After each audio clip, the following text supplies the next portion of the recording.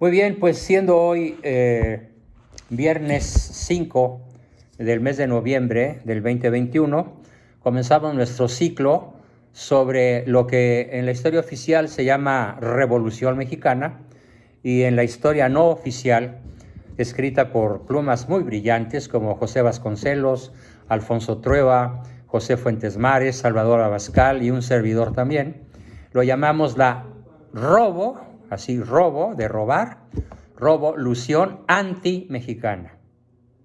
Y su sustento en un documento diabólico que se llama la Constitución de 1917, destructora de la nación. Así que hoy vamos a comenzar con hacer algunos comentarios en este orden. Primero daré algunos datos de la historia oficial, como por ejemplo, cuál es la versión oficial sobre don Porfirio Díaz, así, con ese apelativo, don Porfirio Díaz, de los poquísimos personajes de nuestra historia que merece el atributo del don. Entonces, comenzando con don Porfirio Díaz, muchos hombres y mujeres, dice la historia oficial, cada vez que sea la historia oficial lo voy a remarcar para que no me crean, por favor, no le crean a la historia oficial. El párrafo con el que se inicia la historia oficial desde segundo, tercero de primaria hasta grados de posgrado en la UNAM y en otros colegios, incluso profesionales, es así. Muchos hombres y mujeres actuaron a favor de la Revolución Mexicana, pero este conflicto armado tuvo personajes decisivos que determinaron tanto su rumbo como su desenlace. Conozcamos en este artículo cuáles fueron los principales personajes de la Revolución Mexicana. El artículo oficial comienza con Porfirio Díaz sin el don. Porfirio Díaz fue presidente de México desde 1876, gobernando al país por más de 30 años. Fue su intención de continuar como mandatario nacional de manera indefinida, lo que provocó el inicio de la revolución. Falso de toda falsedad. ¿Cuál es la verdad? ¿Por qué se inicia la revolución antimexicana? Porque los Estados Unidos, gobernados desde su fundación exclusivamente por personajes masónicos del más alto nivel, no hay presidente norteamericano, salvo Kennedy y seguramente Donald Trump, que no hayan sido masones. Todos los demás, incluyendo el actual, del más alto nivel masónico. Y a la masonería norteamericana, de ADN inglés, no le convenía, así lo pensaban ellos, de ninguna manera que al sur de los Estados Unidos creciese una potencia católica y no sujeta a la anglósfera, es decir, no sometida a las logias que gobernaban gran parte ya del planeta.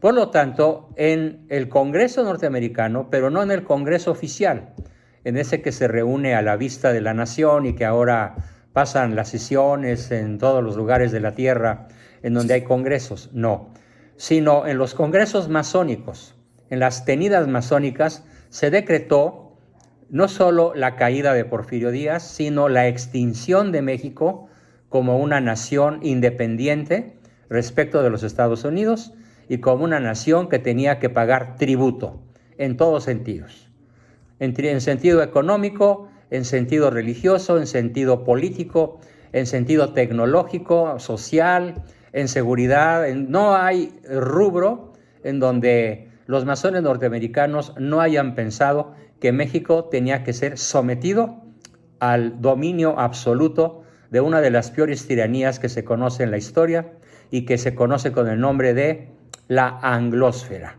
es decir, lo sajón, lo inglés, lo norteamericano, o como diríamos nosotros un tanto despreciativamente, los gringos. Y con mucha certidumbre y con un lenguaje no agresivo, pero sí muy descriptivo, es la pérfida Albión. ¿Quién es la pérfida Albión? La que inicia las guerras más brutales de depredación, de piratería contra España, Inglaterra. Inglaterra es conocida por los historiadores católicos y algunos no católicos, pero muy realistas, como la pérfida, Albión. Albión viene de que son todos altos, albinos, güeros, ojo azul, etc. Entonces, la verdad es que no fue la permanencia de Porfirio Díaz lo que provocó el inicio de la revolución. De ninguna manera.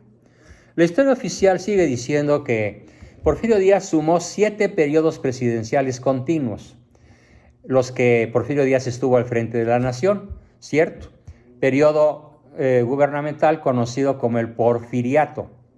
Y luego los historiadores oficiales dicen una mentira del tamaño del planeta. El poder de Porfirio Díaz no provenía de la confianza de los electores, sino de la fuerza bruta de Porfirio Díaz y de sus terribles injusticias. Continúan mintiendo. El poder legislativo siempre estuvo dominado por el Ejecutivo, mientras que los jueces del Poder Judicial eran agentes de las decisiones del presidente Díaz. Los gobernadores de los estados de la República eran nombrados por Díaz y estos nombraban a las autoridades municipales y las autoridades de las dependencias estatales. Mentira tras mentira tras mentira.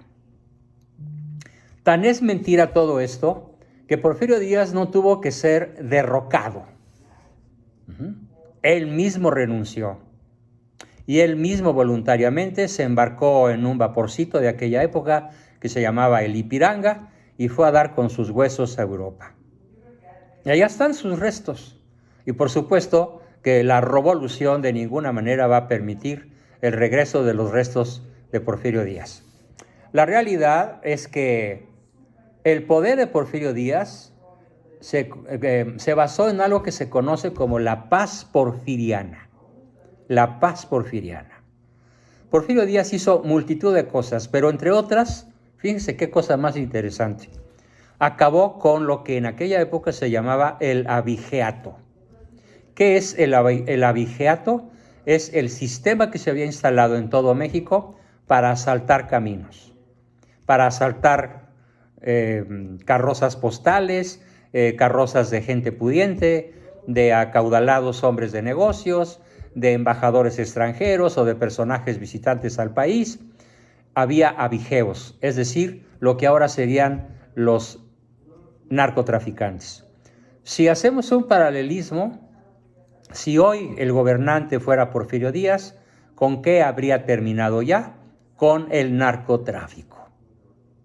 Literalmente. Y no habría más que 1 o 2 muertos al día, y eso accidentales y no propiamente causados por este sangriento combate que se da entre los diversos cárteles que se disputan las rutas del reparto de la cocaína, la metanfetamina, el fentanilo, la marihuana y todas las drogas de diseño que circulan impunemente por este país para ir a dar a la Unión Americana y mantener contentos a sus 40 millones de adictos y alrededor de 60 millones de consumidores no habituales, pero sí ocasionales.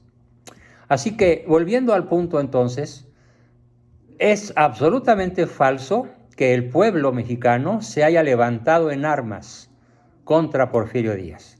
El pueblo mexicano disfrutaba de la paz.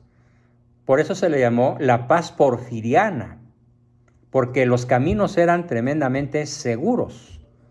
Por ejemplo, antes del gobierno de Porfirio Díaz, había una pandilla famosísima sobre la cual se hicieron varias novelas y hasta películas, que se llamó Los Bandidos de Río Frío.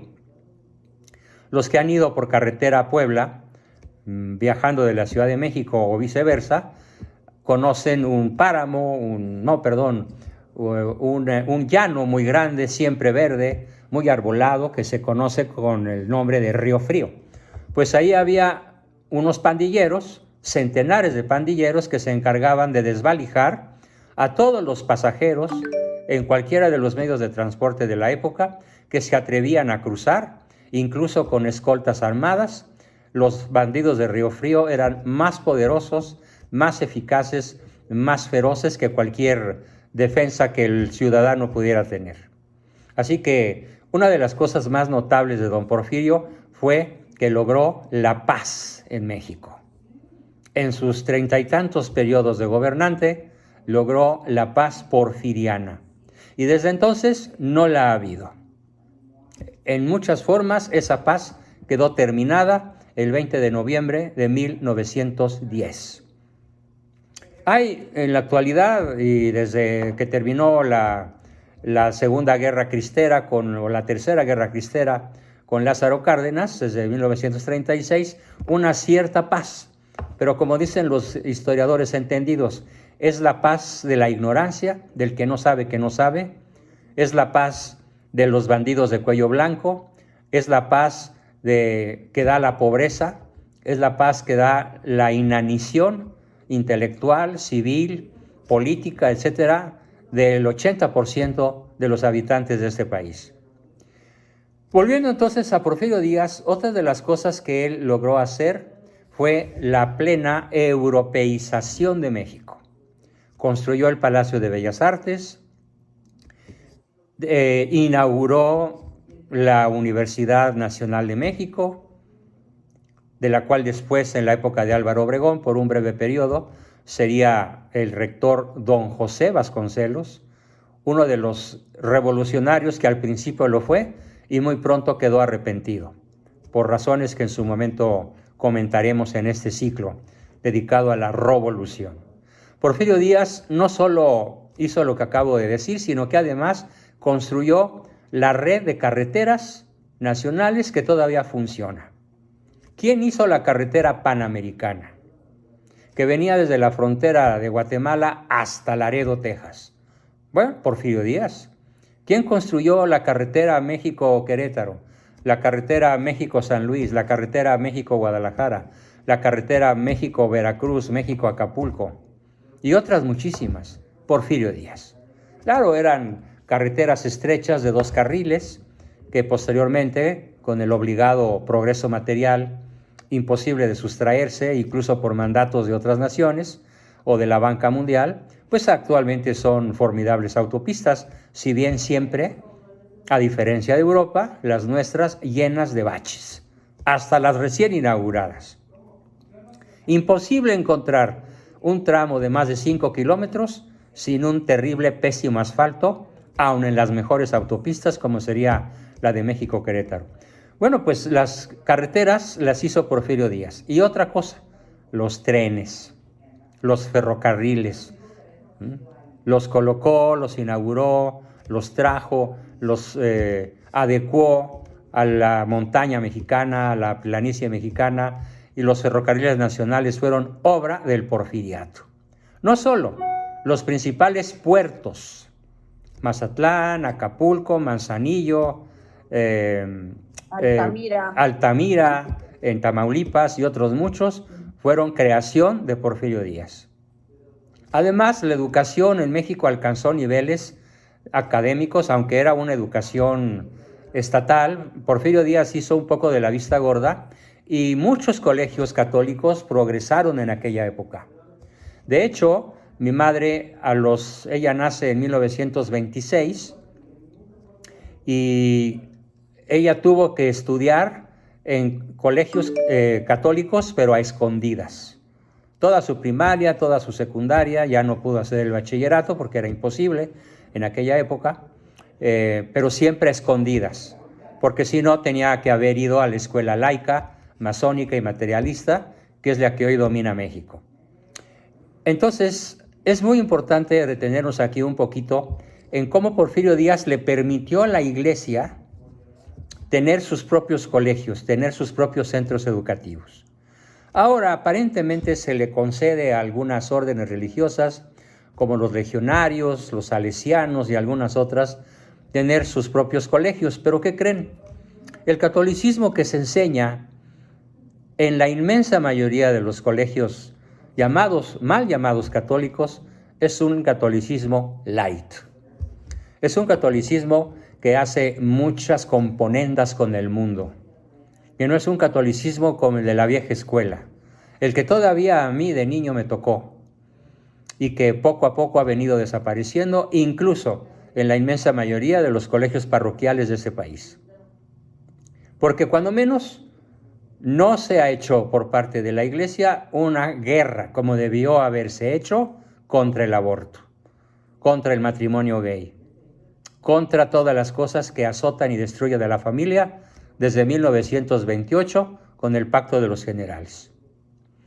Tema que volveremos a dar porque es muy importante que los que no lo han conocido lo conozcan. Así que Porfirio Díaz en realidad es uno de los tres grandes satanizados por la revolución antimexicana. ¿Qué quiere decir satanizado? Bueno, pues la historia oficial lo considera un demonio, un Satanás, junto con Iturbide, nuestro padre de la patria, junto con don Miguel Miramón, el más joven y heroico presidente que haya tenido México, que casi logra evitar el triunfo de Benito Juárez, pero que, como ya lo he contado en alguna ocasión, recibió Juárez todo el apoyo de la Armada norteamericana para que los barquitos de Miramón fueran llevados, remolcados por los cañoneros blindados del tío Sam hasta Nueva Orleans, y así Benito Juárez salvó el pellejo. Así que los tres grandes satanizados, Iturbide, Miramón y Díaz, tienen que ocupar en el corazón de los mexicanos el justo lugar para poder conocer y comprender nuestra verdadera historia. Bueno, pues ese en términos muy generales fue Porfirio Díaz. Volveremos sobre él porque hay algunas anécdotas muy divertidas que van a pintar al personaje con mayor amplitud de lo que podamos hacer en esta breve introducción que estoy haciendo de los principales personajes de aquella tragedia que comienza el 20 de noviembre de 1910 y que este desgobierno masónico del bulto o del cacas o como le quieran llamar, está incrementando a paso agigantado día a día. Solamente diré una de las cosas que por fortuna, curiosamente ahora fueron los yanquis los que nos salvaron de la reforma eléctrica. Vino el embajador norteamericano hace 3 o 4 días, entró a Palacio Nacional y le puso un alto al Pejelopostli para que la reforma eléctrica, que pretende regresar a México 100 años atrás en el uso y el manejo de las energías, quiere volver al carbón, al petróleo, en vez de la energía eólica, porque según el Pejelopostli afea el paisaje, y evitar que México se inserte en las naciones más avanzadas como un proyecto masónico, al igual que el que derrumbó a Díaz. Bueno, entonces otro personaje al que vamos a introducir y que es un falso héroe, absolutamente un falso héroe, es Francisco Indalecio Madero. Vamos a ver qué dice la historia oficial. La historia oficial dice que Francisco Madero fue exiliado porque Díaz lo consideraba un personaje peligroso. La inteligencia, los agentes de inteligencia de Porfirio Díaz sabían muy bien, y Porfirio Díaz también, pues que el plan de San Luis estaba siendo financiado por montañas de dólares. Exiliado, idea un programa de gobierno cuyo objetivo era exhortar al pueblo a levantarse en armas contra el porfiriato. Y eso sucedió el 20 de noviembre de 1910. Madero se presentó como candidato a las elecciones ese mismo año, 1910, con el partido antireeleccionista, para, por vía de las elecciones, intentar impedir un nuevo periodo presidencial de Porfirio Díaz. La historia oficial dice que su alzamiento fue el detonante del proceso revolucionario mexicano. Falso, absolutamente falso. ¿Qué es falso? Que el alzamiento de Madero haya sido el detonante del proceso revolucionario mexicano. No, señores. El detonante del proceso revolucionario anti-mexicano fue el dólar, el oro yanqui, que por ríos y montañas discurrió por todos los de aquella época revolucionarios y los que les sucederían por décadas más. El alzamiento, pues, no fue un alzamiento del pueblo. Fue una revolución promovida por las logias norteamericanas y esto quiero que les quede a todos perfectamente claro. Dice todavía más mentiras la historia oficial, que fue en el exilio donde Madero concluyó que solo la lucha popular alcanzaría los cambios que México anhelaba. Falso. Solo con la intervención norteamericana, fría, cruda, descarada, psicopática, se lograría el verdadero fin de la revolución, que era la destrucción de México, que ha venido sucediendo de manera impune durante los últimos 111 años, desde 1910.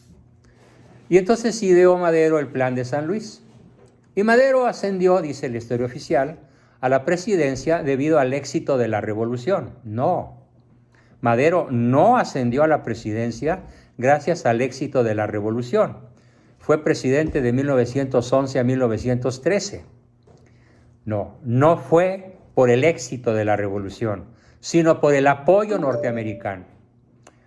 El gobierno de Madero no fue capaz de tranquilizar y dominar a los líderes radicales del campo de su época. No, lo que pasa es que una de las acciones más contundentes del oro yanqui fue el viejo adagio que ya utilizaban los griegos desde miles de años atrás: divide y vencerás. Y los grandes imperios de la tierra siempre lo han manejado: divide y vencerás. Entonces, el oro norteamericano financió a Madero, pero también a Villa, y también a Zapata, y también a Carranza, y también a todos los líderes de la época, que acabaron todos asesinados por ellos mismos. Es una cadena de traiciones, una cadena de asesinatos, una cadena brutal de constante revolución, dizque en la lucha por alcanzar la libertad del pueblo de México. Falsedad de falsedades. Todo aquel tremendo desgarriate que se puede decir que concluye en medio de un baño de sangre contra los cristeros por Lázaro Cárdenas en 1936, fue la mejor manera de que el poder norteamericano masónico pudiera destruir a México, desangrar a México a lo largo de 26 años, desde 1910 hasta 1936.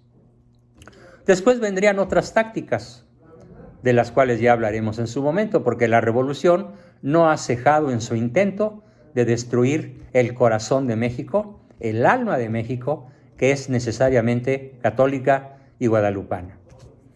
Entonces, este personaje de la revolución, Madero, fue presionado por los Estados Unidos, menos mal que se reconoce esto, y por las facciones conservadoras del país. No eran facciones ni eran conservadoras, eran el partido católico, el partido de los verdaderamente católicos que querían detener la masacre que le estaba dando el triunfo a las logias masónicas norteamericanas. Y también los gringos apoyaron a un gran traidor que se llamó Victoriano Huerta, que era uno de los generales de confianza de Madero, y otra gran mentira. Francisco Madero, dice la nota oficial, fue un hombre honesto.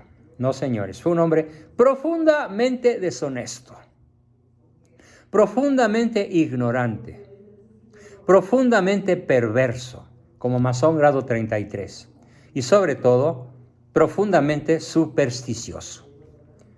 Les voy a contar algo que dice la historia no oficial.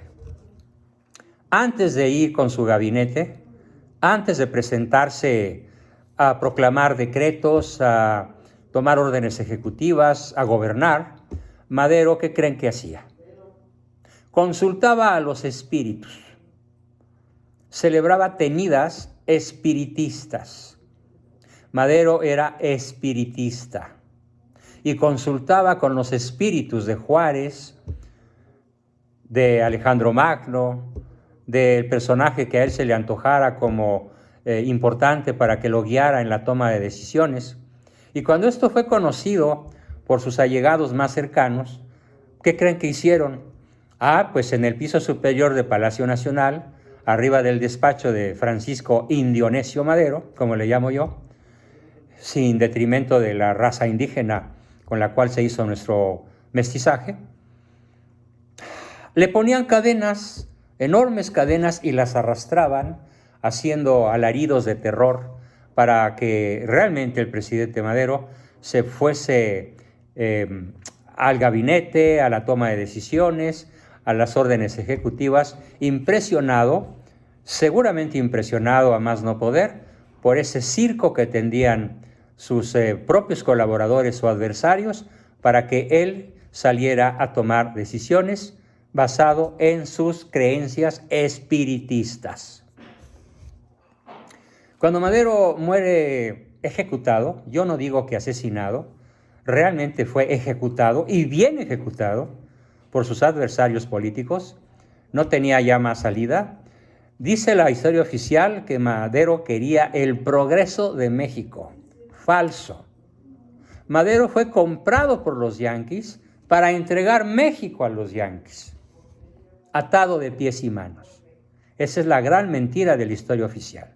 Y además quería la alternabilidad en el gobierno. No, él quería, si acaso él dejase de ser presidente, que estuviese colocado ahí en la presidencia un leal a él, a su persona. Pero los voraces personajes de su época, como Victoriano Huerta y otros muchos financiados por las logias norteamericanas, no lo dejaron cumplir, historia oficial, sus heroicos y libertarios objetivos. Mentira.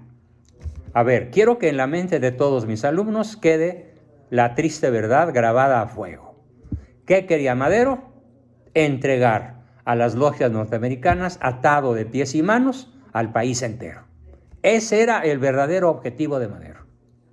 Por fortuna, no lo pudo cumplir.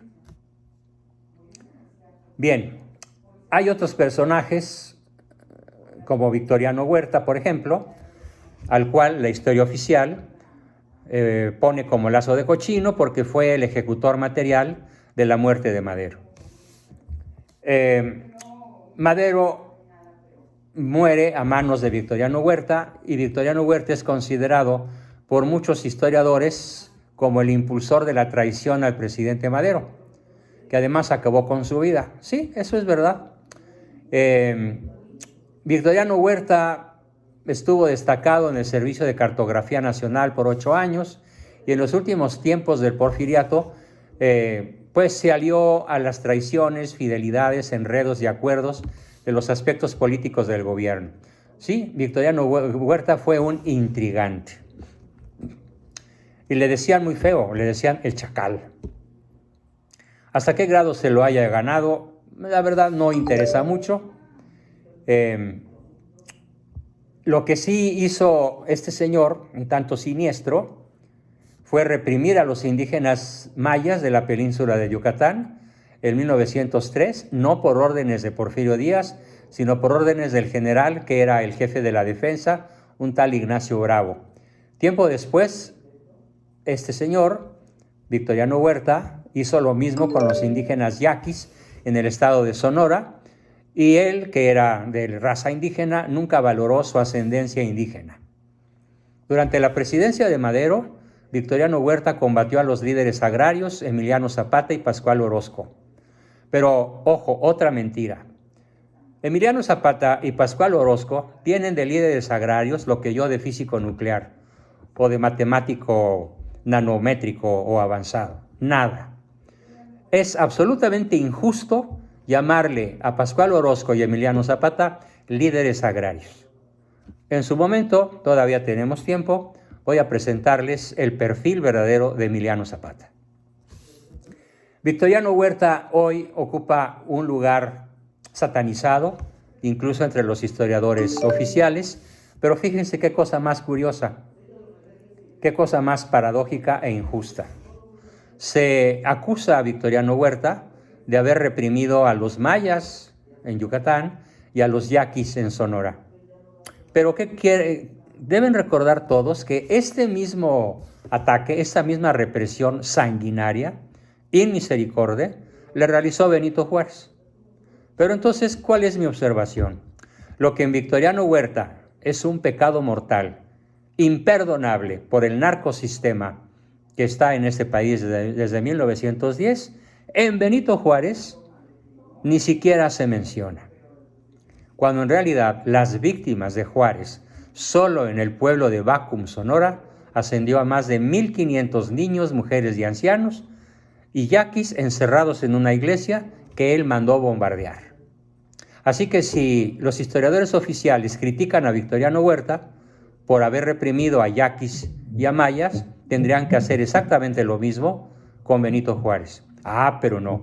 Como es el Santo Santorum, el santo de los santos de la jerarquía masónica de este país, ni siquiera se menciona en los textos oficiales los brutales crímenes de Juárez contra indígenas mexicanos. A ver, por ahí hay alguien hablando, le ruego apagar su micrófono.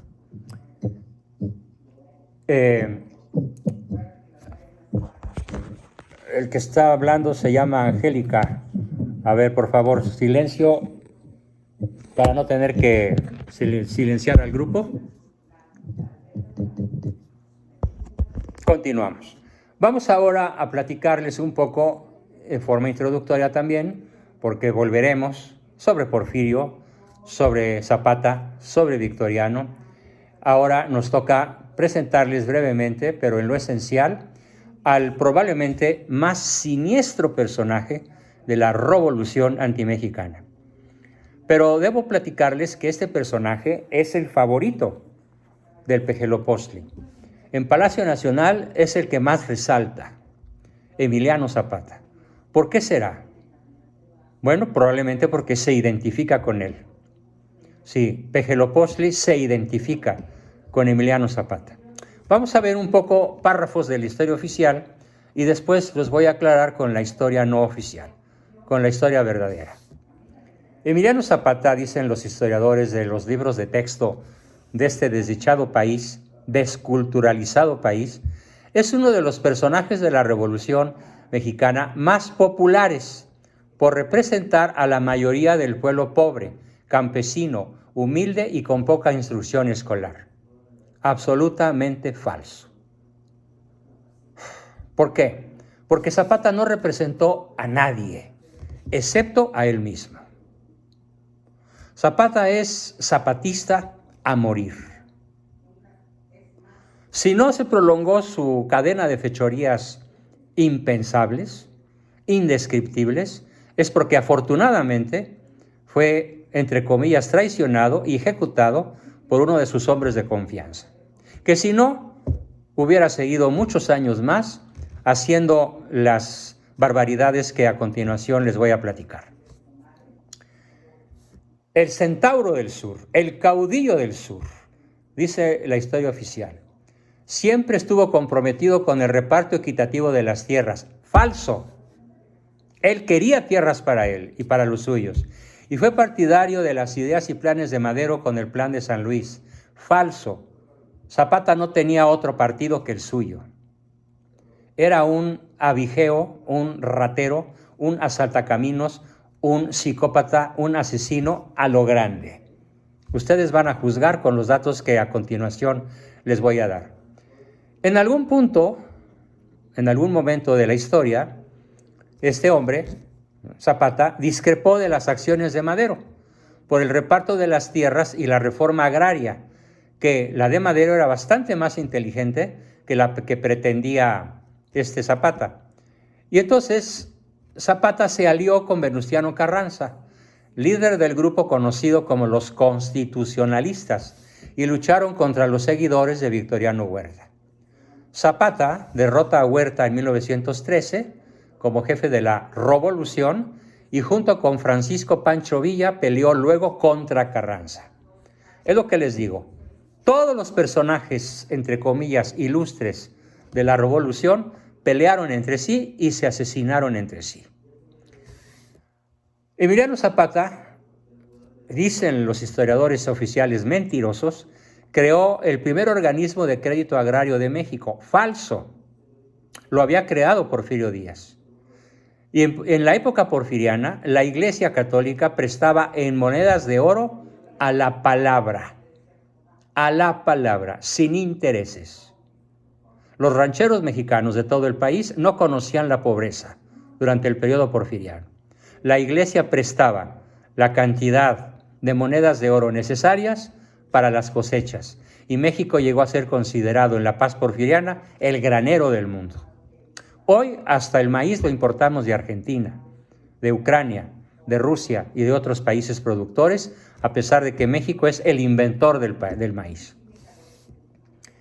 También dicen falsamente que este señor Zapata trató de convertir la industria azucarera del estado de Morelos en una cooperativa.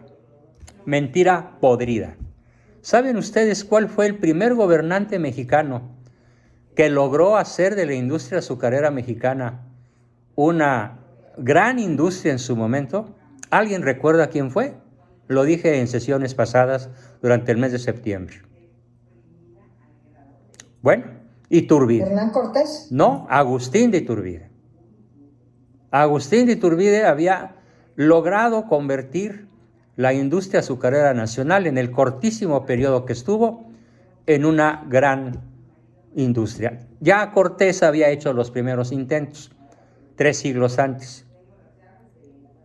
Pero Iturbide, muchísimo más que Emiliano Zapata, tuvo que ver con el avance de la industria azucarera en México. Fue traicionado este señor por Jesús Guajardo, que emboscado logró engañarlo en la hacienda de Chinameca en Morelos, aquí cerquita de donde ahora estoy, cerca de Jutepec, Morelos, y acabó con un verdadero monstruo que no merece el título del centauro ni del caudillo del sur.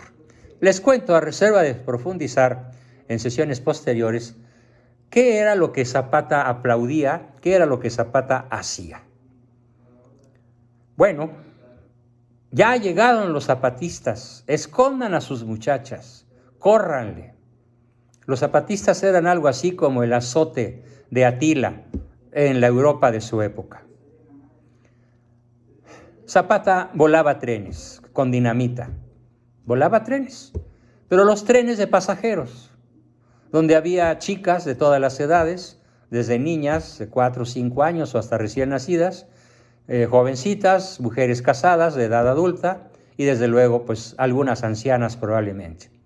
Y la orden de Zapata era: viólenlas a todas. Lo primero que hacía era secuestrarlas. Se las llevaban, como decían ellos, pa'l monte. Se las llevaban al monte, las violaban después de secuestrarlas, pero he aquí una de las páginas más terroríficas de la historia universal. Zapata tenía un par de generales, uno de ellos que pasa a la historia de la manera más triste con la que un general del ejército mexicano puede pasar. Ese señor se llamaba Genovevo de la O. Sí, Genovevo de la O. Y Genovevo de la O tenía la inveterada y constante y sistemática costumbre, mientras estuvo vivo, de que después de secuestrar, violar y aterrorizar a las mujeres de todas las edades de los trenes volados por él y por los compañeros de Zapata y otros gavilleros que siempre iban con él, ¿qué creen que hacía? Con la punta de la bayoneta le sacaba los ojos a las mujeres vivas. Luego les ponía pólvora con la cabeza hacia arriba, pólvora en la cuenca vacía de los ojos, luego una mecha y las hacía estallar. Y le daba el parte de guerra a Emiliano Zapata. Hoy volamos a 30 mujeres, hoy nada más a 5. Mañana tenemos pensado pescar a 100. Y lo único que hacía este chacal del sur, este falsamente llamado caudillo del sur, aplaudir y felicitar a Genovevo de la O por la hazaña de volar las cabezas de mujeres secuestradas, violadas y asesinadas de la manera más cruel posible, haciéndoles estallar la cuenca de los ojos convertidas en bombas de pólvora, con mecha y todo. Este es el personaje. Luciferino se quedaría corto. No sé cómo llamarlo, no sé qué adjetivo utilizar. Y es, desgraciadamente, el favorito de Manuel Andrés López Obrador. Es su ídolo, es su máximo, a la par que Juárez. No toca hoy hablar de Juárez, sino de este nefasto personaje, cuya biografía cortísima les estoy presentando de modo sucinto, a reserva de que en próximas sesiones lo veamos de manera más profunda, más amplia, cómo accionó a lo largo de los años en donde tuvo la mala suerte este país de que este monstruo estuviera vivo. El caudillo del sur, siguen diciendo las mentiras los historiadores de cuarto de primaria, siempre estuvo comprometido con el reparto equitativo de las tierras y fue partidario, bla, bla, bla. Zapata derrotó a Huerta, Emiliano Zapata creó, no, falso. Bueno, ya les presenté entonces a ese falso héroe, ese falso ídolo de la 4T, Emiliano Zapata, de manera introductoria, a reserva de que conozcamos cómo fue su niñez, su adolescencia, cómo fue su vida sexual, cómo fue su vida de asesino y que cómo se justifica que hoy la 4T lo tenga como un símbolo de lo que el malo quiere hacer de México. Un cementerio. Tenemos ahora a Francisco Pancho Villa, que de Centauro del Norte, o del Príncipe de los Dorados, o de héroe nacional, tiene absolutamente nada. Veamos algunos párrafos de la historia oficial. El verdadero nombre de Francisco Villa es Doroteo Arango, eso es cierto. Un hombre de perfil psicopático, digo yo, que cuando estalló el proceso revolucionario, estaba en las montañas de su tierra. Entonces a Villa le llegó la noticia de la bola, así se llamaba entonces la revolución, la bola, vámonos a la bola, y la bola consistía en depredar, robar, asaltar, asesinar, secuestrar y hacer lo que ya les platiqué que hacía Zapata. Villa se une a las filas de Madero contra Porfirio Díaz con un ejército, dicen los historiadores oficiales, pero en realidad no es un ejército. La palabra correcta para referirnos a los hombres de Villa es una horda de salvajes. La única diferencia de estos salvajes con los aztecas era que aquellos eran caníbales, pero estos eran violadores. No comían carne humana seguramente porque no les gustaba, pero si les hubiera gustado, seguramente lo hubieran hecho. Dicen los historiadores oficiales que Villa salió siempre victorioso. Bueno, sí, pero a la mala. Era un hombre particularmente cruel. Sirve a los psicólogos verdaderamente conocedores de la historia para describir lo que es un psicópata. ¿Qué rasgos psicopáticos tiene Pancho Villa? Número 1, extremadamente astuto. No inteligente, astuto. Mentiroso y manipulador como ninguno. Hace sufrir al prójimo de manera injusta, de manera gratuita, porque se divierte y es incapaz de arrepentirse. Y sobre todo, el psicópata como Pancho Villa y todos los revolucionarios en general convierten a su conciencia de juez en legislador. Al grado tal que Pancho Villa hacía sus propios bilimbiques. ¿Qué es un bilimbique? Un billete sin valor real, sin respaldo en bienes. Exclusivamente con su firma y su foto eran los billetes que llegaron a valer lo mismo que un centavo en una carretilla completa de billetes villistas o zapatistas o carrancistas o maderistas o de lo que fuera. En un país en donde el dólar oro había estado a 50 centavos por peso.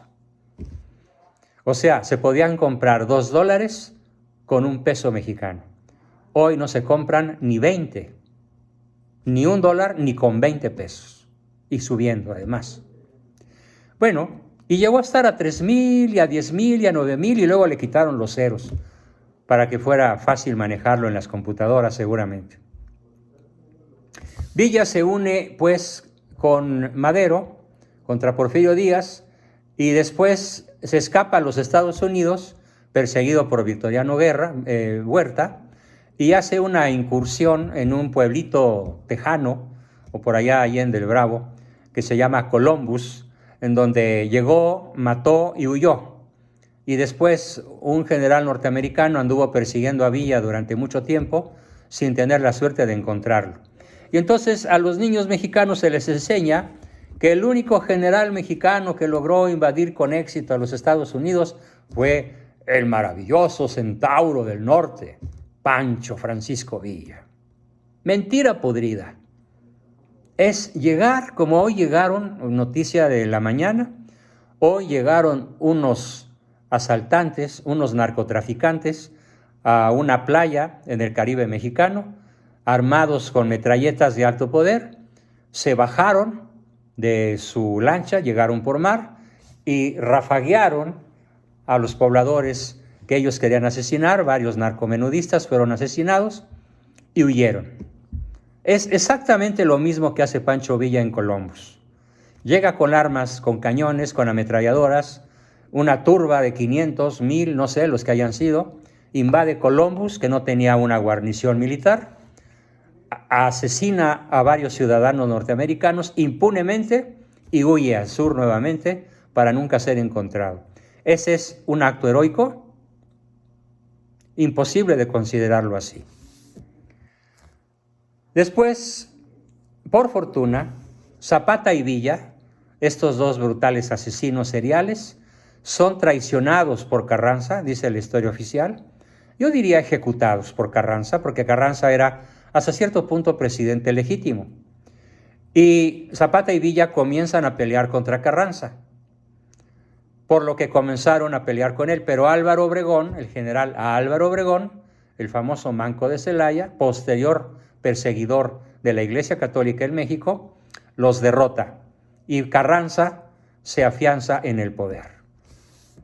Miren, mi apellido materno es Carranza, de lo cual en lo más mínimo me enorgullezco.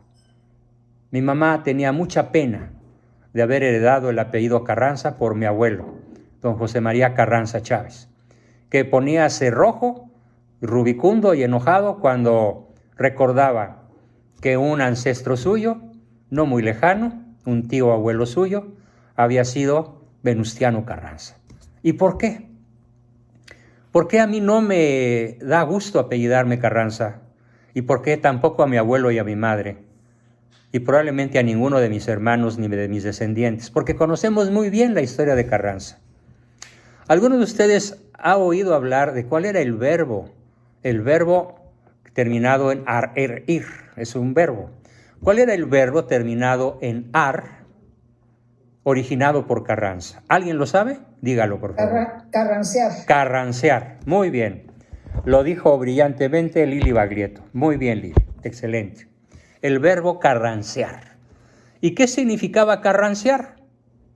Carrancear significaba volar trenes, violar muchachas, esconderlas, llevárselas, ¿sí?, asesinarlas y devolverlas en pedacitos o hechas cadáver, aunque fuera entero, a sus familiares, y además pedir rescate.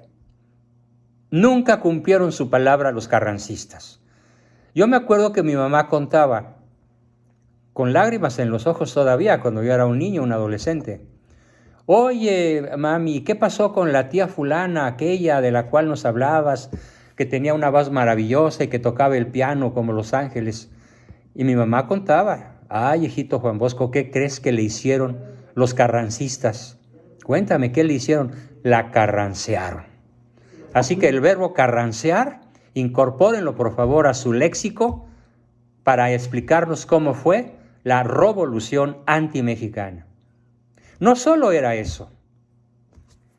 Otra historia que les puedo contar, de la que soy testigo casi presencial, es lo que le pasó a mi abuelo, don Adalberto Abascal y del Río, primo hermano del general Lázaro Cárdenas. Mi abuelo en el bando cristero, como jefe nacional del ejército cristero, y aquel otro, perseguidor de la Iglesia Católica y asesino, también a mansalva, de cientos de personas, el famoso Lázaro Cárdenas. Bueno, pues mi abuelo perdió, él era un hombre rico de abolengo, familia rica, venida de España de un par de siglos atrás, o al menos 150 años, que había hecho en la colonia Santa María, que es un lugar hermosísimo en la ciudad de Morelia, extremadamente fértil, hermosísimo, arbolado, etc. Así que se conoce con el nombre de las Lomas de Santa María.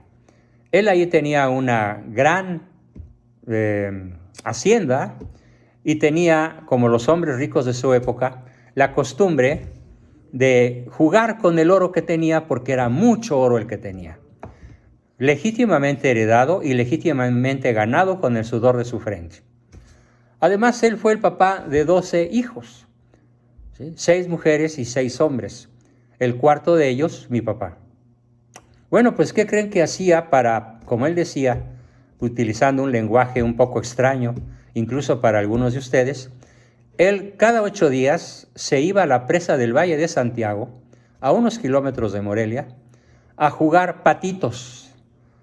Jugar patitos en una presa, en una laguna, consiste en arrojar una monedita o una piedra plana o un objeto pesado, pero en cierta forma como platillo volador chiquito, se arroja y se hace que ese objeto vaya dando brinquitos a lo largo del agua hasta hundirse. Eso es jugar patitos. Bueno, pues mi abuelo tenía la costumbre de jugar patitos con sus monedas de oro llamadas centenarios. ¿Alguien sabe el precio actual de un centenario? Si mal no recuerdo, arriba de 40,000 pesos. Un centenario. Bueno, pues mi abuelo jugaba con centenarios, pero ¿para qué?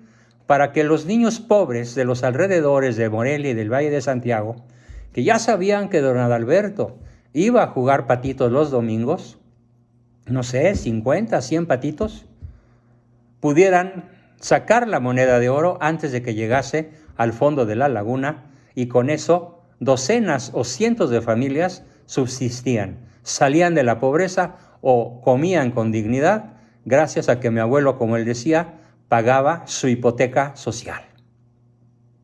Jugando patitos en la presa de Santiago. Yo he estado en ese lugar, justamente parado en el lugar donde mi papá me contó: mira, hijo, aquí se paraba tu abuelo, y desde aquí, de su talega de centenarios, sacaba las monedas y las arrojaba, para que los chamacos de la comarca tuvieran que comer dignamente.